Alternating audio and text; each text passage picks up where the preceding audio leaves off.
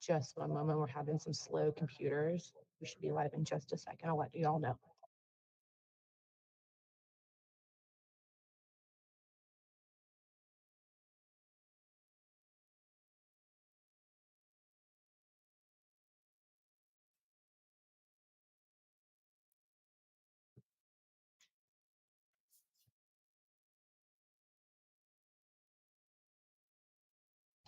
We are live. Good morning. I'm Antoinette Mosley, the Chair of the Housing and Community Development Committee, and I'd like to welcome you to the February 17th, 2026 remote meeting. All council members and staff are participating virtually. For those of you out there with us today, welcome. To help our audience follow along, I'll state each section of the agenda aloud. We're streaming live on our Virtual Engagement Hub, which is accessible through the Virtual Engagement Hub link on the front page of the city website. We also have an option for the public to listen live by phone by calling 855-925-2801 and using meeting code 9791. For those of you out there with us today, welcome. For today's meeting, we have the option for people to call in and comment live during the meeting. To call in and comment live, use the same number, 855-925-2801, meeting code 9791. Your phone will be muted and you will hear the meeting live. At this point, speakers will need to push *3 to enter the speaker queue. I'll now go through and introduce all the committee members and staff who are participating virtually. Council and staff, as I call your name, please say a quick hello. Councilwoman Sage Turner. Good morning. Councilwoman Shanika Smith. Good morning. Assistant City Manager Ben Woody. Good morning. Deputy City Attorney Janice Ashley. Good morning. Assistant City Attorney Carly Gillingham. Good morning. Community Economic Development Director Nikki Reed. Good morning. And Affordable Housing Officer Sasha Vertinsky. Good morning. Welcome to all additional staff and participants. At this point, we'll move to the first item on our agenda, which is the approval of the January 20th meeting minutes. Is there a motion to approve? So moved. Second. I'll now go through and do a roll call vote. Councilwoman Smith. Aye. Councilwoman Turner. Aye. Myself, aye.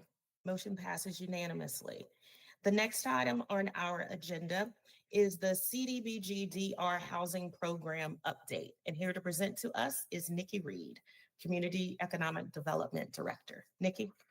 Great. Thank you so much. Good morning. This presentation really seeks to carry forward some of the conversation that we had at the Housing Recovery Board and really to seek alignment with HCD on some next steps. I'm also joined today by Elma King and James Shelton. They're here to handle any questions, and I'll be carrying forward the majority of the presentation. So next slide, please, Katie. So our key takeaways. So as I shared, Housing Recovery Board met earlier this month, and they serve to advise council on housing recovery priorities. And at their last meeting, they offered feedback on some prioritization of the Renew NC program. And I'm going to do an overview of that program just as a refresher here. And then again, today, we're really seeking confirmation from HCD just to align that feedback with the direction that we will proceed with as the next step. So just overview, the CDBG-DR housing programs, they are now structured as a $10 million NOFO, a notice of funding opportunity for our multifamily housing construction program. So that is an active notice of funding opportunity that is available now.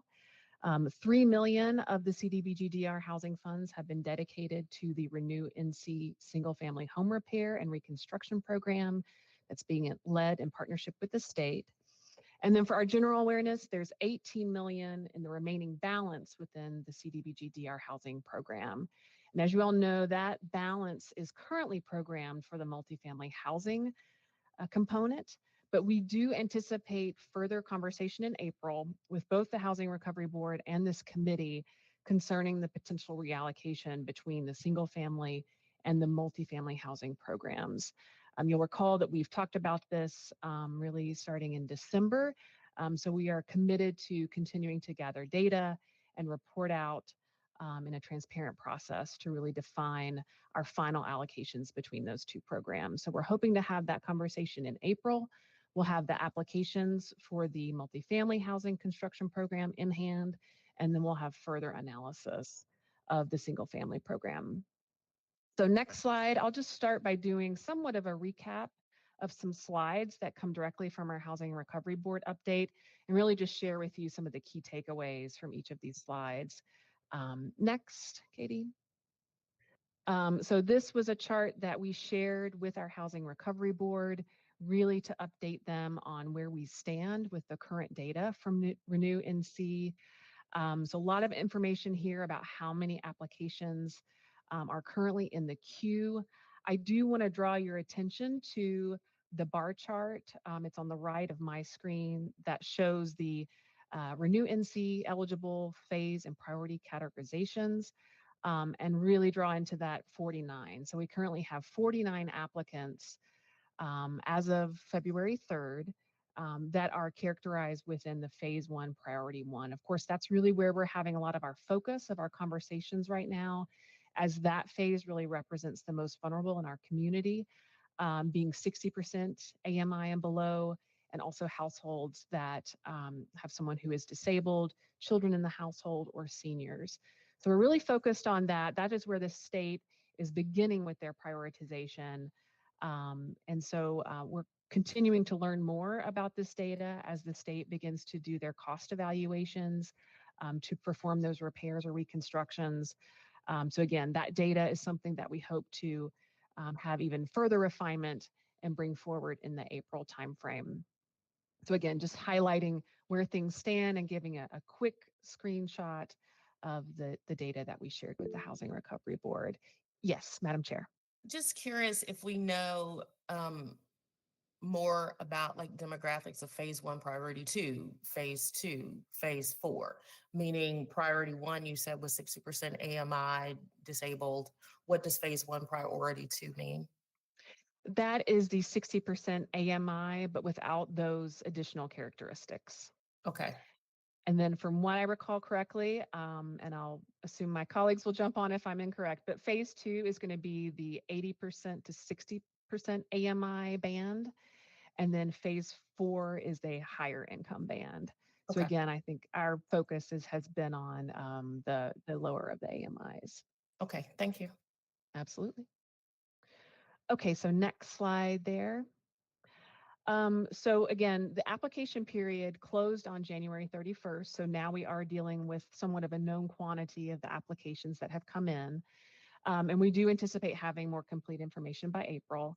We do want to acknowledge that the current allocation of the $3 million cannot serve all phase 1 priority 1 applications. And we're working with the state to really understand how to spend the $3 million right now. And that's going to be the subject of our conversation when we talk about prioritization, is we certainly want to proceed with the expenditure of those funds to meet the needs of our community and really want to be skillful about how we prioritize that.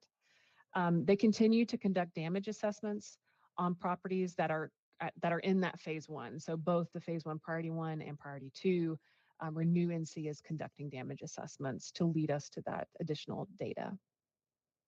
So next slide. So again, this is a slide that we shared with the Housing Recovery Board to really start to prompt prioritization. So I think it was in agreement with staff and with the board that phase 1 priority 1 is a priority for our community, and so we certainly agreed with the state on that prioritization. But in the event that the city does not specify further prioritization guidelines, the state really just serves phase 1 priority 1 applications in the order of application and how quickly they navigate approval and those completion steps. So we did want to pause and really have our Housing Recovery Board consider other potential priorities that would be important for our community, looking at, for example, lower AMI levels. So you have to think within that 60% priority 1, phase 1, there are lower AMIs included. So that's all the way from 0 to 60% AMI. There's other things to consider. You know, the pre-storm value of the home was something that we talked about. And then also looking at the complexity of the projects and really understanding what would be, you know, something that would be in scope for the state and that they are doing reconstruction, or potentially what types of repairs could be more modest and could be performed by other entities. So a lot of this is what we discussed with our Housing Recovery Board. And so the next slide really starts to provide some of the feedback. So go ahead with that next slide, Katie, and we'll see really how that discussion shaped up with our Housing Recovery Board. Next slide.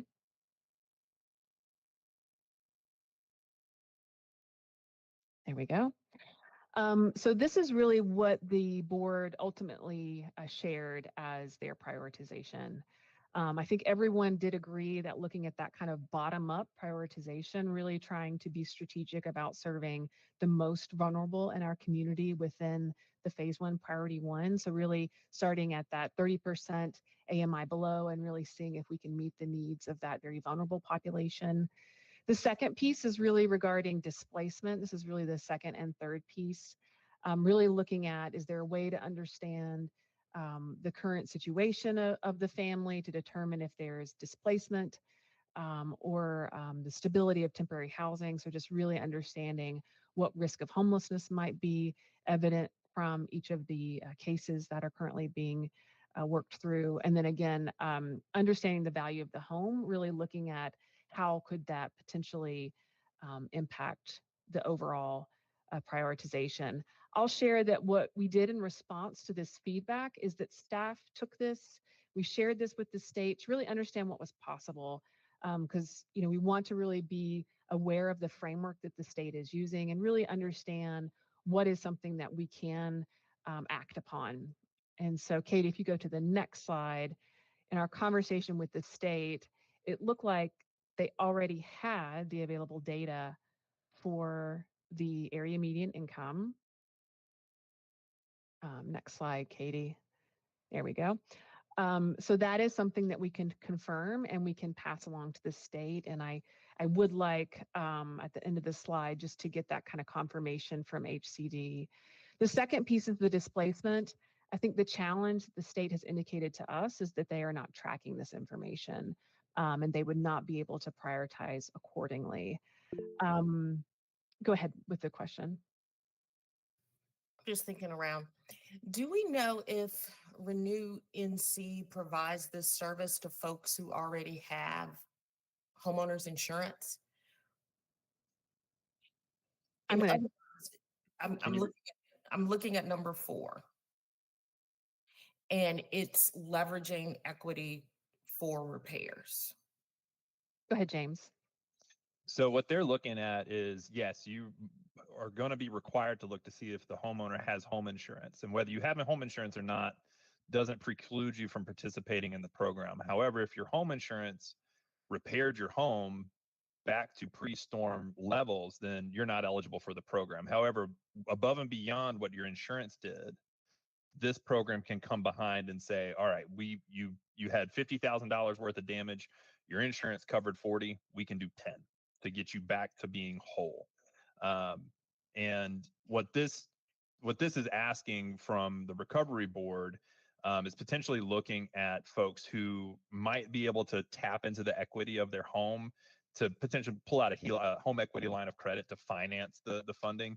It's not something that necessarily we would recommend homeowners pursue, but in terms of trying to figure out the ability of a homeowner to be able to afford or finance the repairs, given the limited resources that we have, how can we go about prioritizing, selecting folks who have the most need and the least ability to address it?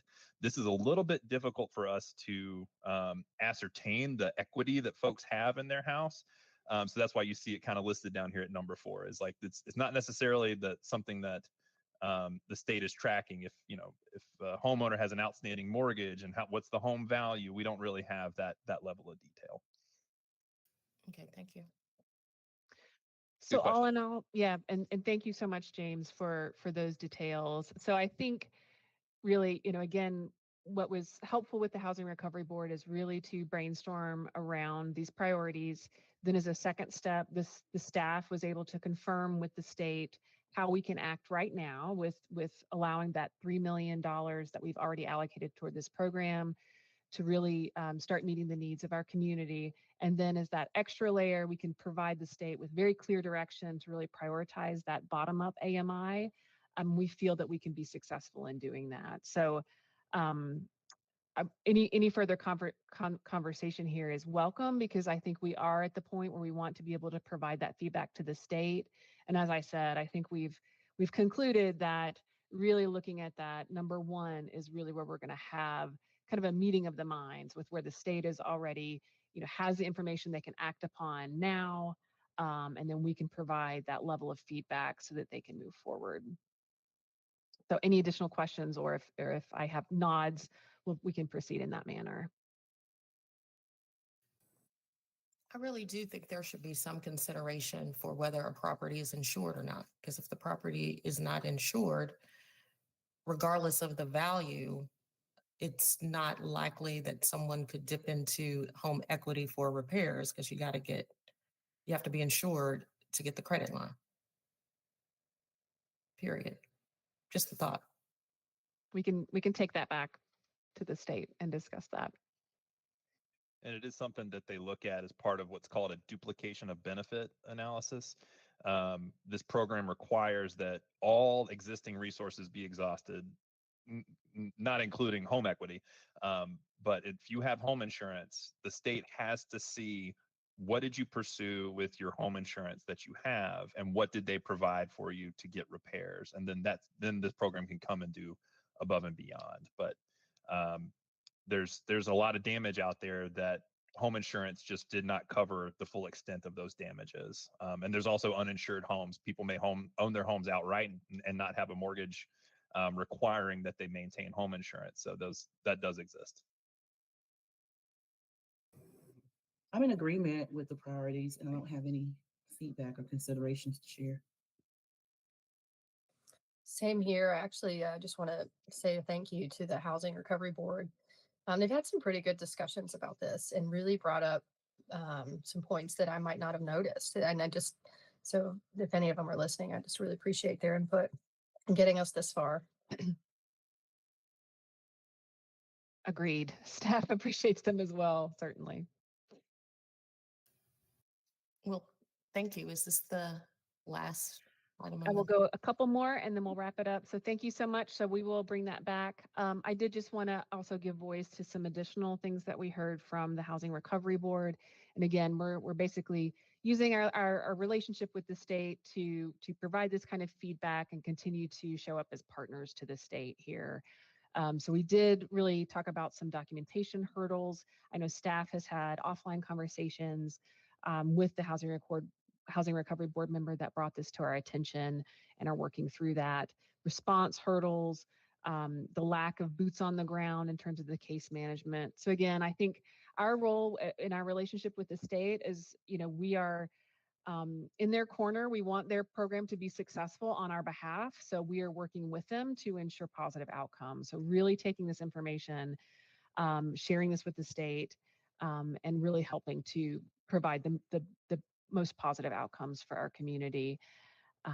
So yes, very helpful information from the Housing Recovery Board to really ground truth what we're doing here. So next slide, I think I just wanted to share a couple more things. In anticipation of April, we really wanted to make sure that we are bringing forward the appropriate data to allow for that further conversation to happen around the final allocation of funding. It's that remaining 18 million that we currently have set aside for the multifamily, but I think we're all beginning to see how this data is bearing out for the single family and just what kind of information is necessary to really have a well-informed conversation.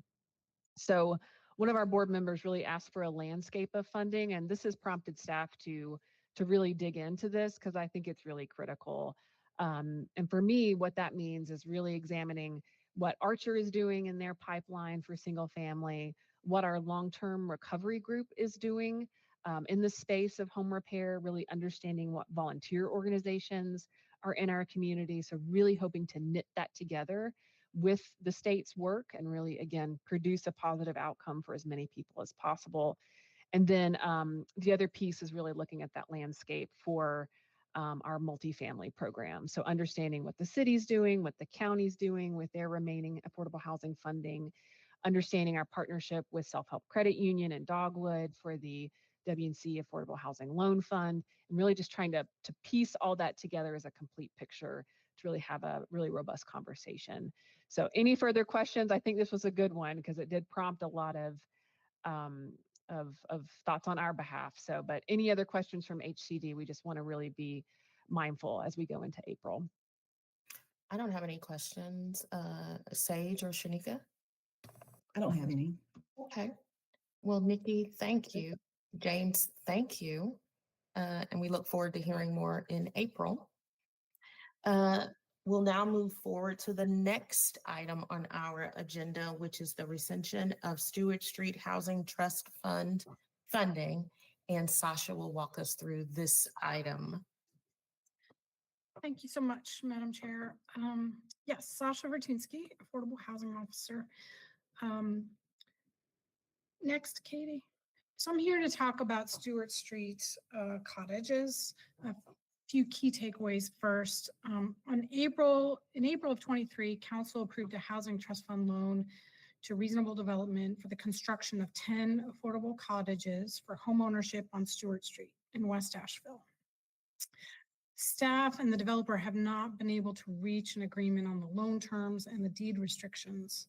The developer has requested changes to the loan approval, which are outside the scope of a loan for homeownership. Since the approval, the developers built 2 of the homes without city funding and has been able to find funding to make them affordable. And so staff is requesting a rescission of the loans so that we can use those funds for another use. And I'll go into some detail here. Hopefully that will all make sense at the end of the presentation. Next, Katie. So I won't read all of these little pieces, but in 23, Council approved a loan to Reasonable Development. It was a loan for $1,052,850. And really how this loan was going to work was the loan would be for the construction of the homes, and then at sale of each home, some money would stay behind with the new homeowner as down payment assistance. That's a model we've used with Habitat in the past. It's been successful. The proposal that was approved was for 2 homes at 100% AMI, 6 homes at 80% AMI, and 2 at 60% AMI. And it also proposed a 20-year affordability period. So that was a pretty ambitious goal, frankly. Homeownership's really hard to find folks who can qualify and have the credit, all of those things. It's a lot. But that was what was proposed by the developer, and Council approved it. And then, after construction, some of that money would stay with the homeowner as down payment assistance, and then the rest comes back to the Housing Trust Fund. So that's how it was going to work. Next. So since that approval, we've been working with the developer trying to get to an agreement to close the loan. As I said, they've already built 2 of the homes, and in July, the developer sent us a list of requested changes to a draft deed restriction in the draft Housing Trust Fund agreement. So usually staff will draft these documents and send them to the developer. And sometimes we go back and forth with red line changes until we get to agreement. And that's just how that works. The requested changes materially altered the project from being a home ownership project to this option for rental units. And it included an affordability buyout option in the event that deed restrictions aren't held up by the future owners. And those changes are clearly outside the approval of what the original council approval was, and they don't comply with our Housing Trust Fund policy. Next. I need to sit on that one for a second. Oh, never mind. Okay. So yeah, so the changes, just a little more detail, the changes that were proposed was, so moving from a home ownership project to the option of the developer selling units to investors for rental housing. So straight off the bat, some of the units could go right into rental housing and not be home ownership. The rents would still be restricted to those same income limits and a minimum of 6-month lease term with no short-term rentals. So that's a positive side. And then to the deed restrictions, the request was to have these very flexible deed restrictions. So if a unit was sold, so the original proposal was for 20 years of affordability, right? So if you sell it to homeowner one, and then homeowner one sells it to homeowner two, this request would make it possible they could sell it to really anyone. They don't have to sell it to somebody who's qualifies, and that 25% of the excess proceeds would come back to the city. It also includes an option for the seller to terminate the affordability restriction entirely, and then 50% of the excess proceeds would come to the city. What would be helpful for me here is a real world example. Sure. So If I buy Mhm. upfront, I decide to sell to you Ms. Moneybags 3 years down the road, Yep. the city would have to get 25% of the increase in fair market value? So yeah, so let's say the home, what would be, if it was supposed to be to an 80% AMI household, there would be a sales price cap that we would consider affordable to that income. Let's say it's $200,000. So if you sold it to me for $300,000, $100,000 is the excess proceeds. And if you are terminating the affordability restriction entirely, 50,000 would come back to the city. If you're selling it to a non-eligible buyer, but leaving that deed restriction in place for the next sale, 25,000 would come back to the city. So it's fairly complicated, and it's a lot to track and to figure out. Does that help?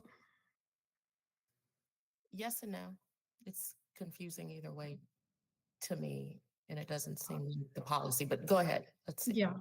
So just a few points of our analysis of this kind of situation. It's not clear to us that city funding is actually needed for the construction of the homes. We've requested financial documents multiple times to be able to understand, whenever we come to council, we present you all with the capital stack and what money is needed to make a project happen and how our money is going to be used. That's good practice.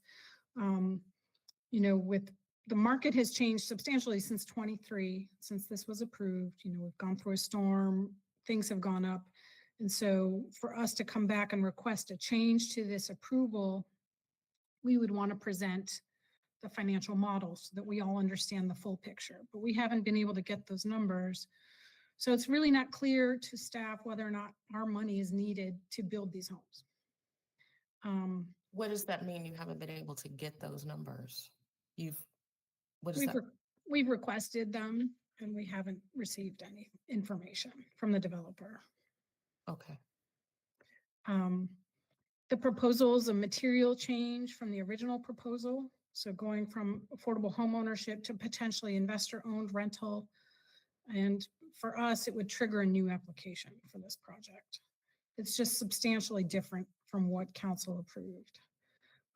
We will be doing a round of funding for homeownership projects in the second half of 26. And so this developer would have another chance to apply with a new model. And they could have proposed this kind of hybrid approach if they wanted to at that time. And then council would have all the materials, the financial information to make an informed choice about that. Now, if they wanted to pursue a rental project, there are low interest loans available through the WNC Affordable Housing Loan Fund, which you all funded at $10 million. And that through that loan fund, there's a minimum of 5 units, and they can be single family homes. So it's, it's not locked out of that funding source.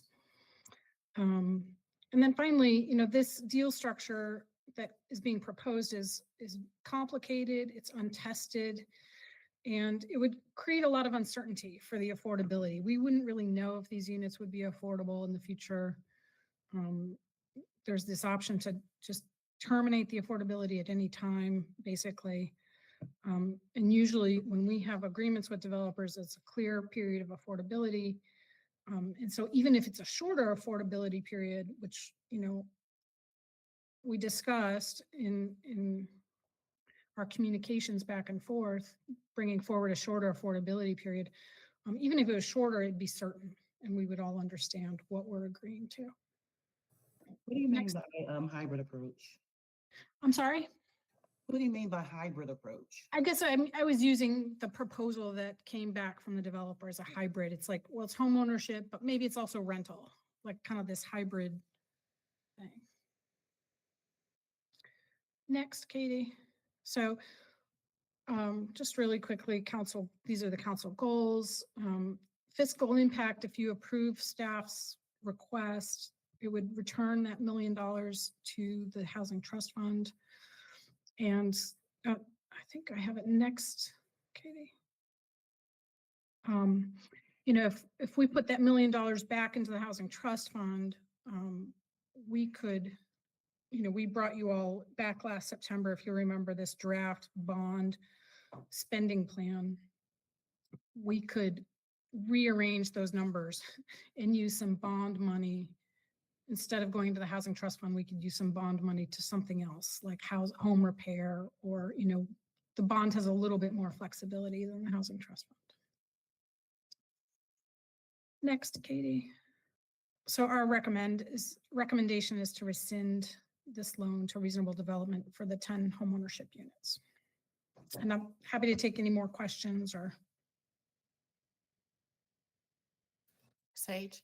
I guess it's really just kind of a comment. I mean, I can appreciate the creativity that this applicant is trying to conjure up here. It's just so radically different than what we do, which can be good and it can be bad. Like, we need innovation. But I agree with what you're saying, Sasha, that it's just kind of diverted so much from the intent of what we started at, that it's worthy of kind of being revisited in general. So other people might even be able to use it, or like you said, bond monies. But I want to share that I do appreciate this, the challenge that is happening in our community to achieve affordable home ownership in general. And it is from those challenges that this kind of creativity is stemming. It's just nearly impossible. So, I don't take this as a slight against the applicant. I feel like it's a creative step to salvage a project that is just being really hard to pull off. And I appreciate their efforts, and I understand where staff are coming from. And I'm happy to move forward with rescinding it. I just caution us to all, keep these things in mind. It is so hard to achieve the outcomes we're trying to do. It's just so hard. I agree with you, Sage. And Shanika, do you have any questions? No, I don't have any questions. I agree with Sage. I do believe that I appreciate the creativity, but I do believe it veers so far away from policy that we would have to potentially look at this for another financial occasion, not this. I'll then entertain a motion. I make a motion to rescind the loan to Reasonable Development for 10 home ownership units. I'll second it. Okay, we'll do a roll call vote. Councilwoman Smith? Aye. Councilwoman Turner? Aye. Myself, aye. Motion passes unanimously. A thank you to the applicant, and a thank you to Sasha for explaining everything to us. With that in mind, we'll move forward to the next item on our agenda, item number 4, which is a grant for 32 Olive Street to Asheville Buncombe Community Land Trust. Sasha is back. Sasha. Thank you. This is a very administrative item, I would say. So, and this is really a vote for HCD, and it won't be going forward to council. Go ahead, Katie, next. So this past June,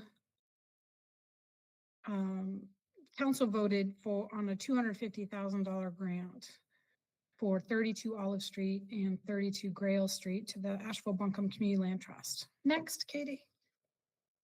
It's probably mumbling. For permanent home ownership of those two homes. The CLT did purchase Olive Street before we executed the grant agreement with the city. And so now they need funds on a reimbursement basis. And it's not normally how we do things. And so it's just, there was a miscommunication between myself and the organization. So we're just asking HCD's approval to reimburse them for the $43,500 for the purchase of 32 Olive Street. Next. We did execute our grant agreement with the CLT in January. So that has all the legal pieces have been taken care of, and they purchased 32 Grail in January. So we have already executed and given them the $206,500 for 32 Grail. So that's been taken care of. They used a credit line for purchasing Olive Street, and so really our reimbursement will go to help them pay that off. And usually we just pay at closing for homes. Sasha, this is within the 250, not on top of, right? Correct. Okay. So Yes, this is not just new semantic. funding. Yes, so Okay. really, it's not new funding. Yes, next, Katie. So we're just looking for HCD approval to reimburse the CLT, the $43,500. Next.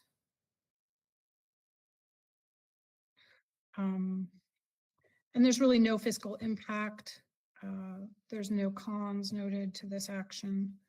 I'll just allow. I'm surprised you even need us.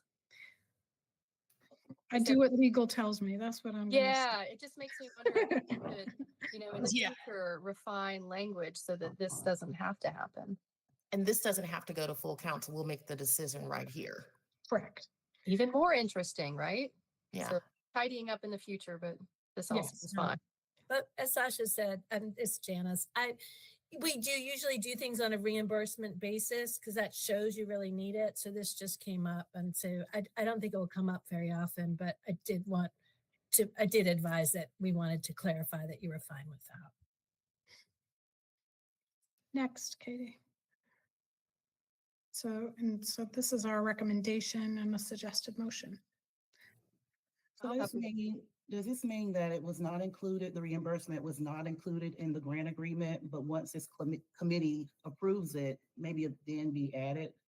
Yes, so the way the agreement was written, the CLT's lawyer did a nice job of kind of putting in, once HCD approves this, that it's approved. So it's actually in the grant agreement that it needs your approval. Is that a motion, Councilwoman Smith? So moved. Second. We'll do a roll call vote. Councilwoman Turner, Aye. Councilwoman Smith, Aye. and myself, aye. The suggested motion passes as written unanimously. Thank you. Thank you. And our final item on the agenda is public comment. Katie, is anyone signed up to speak? Let me just go to the site and reload to double check.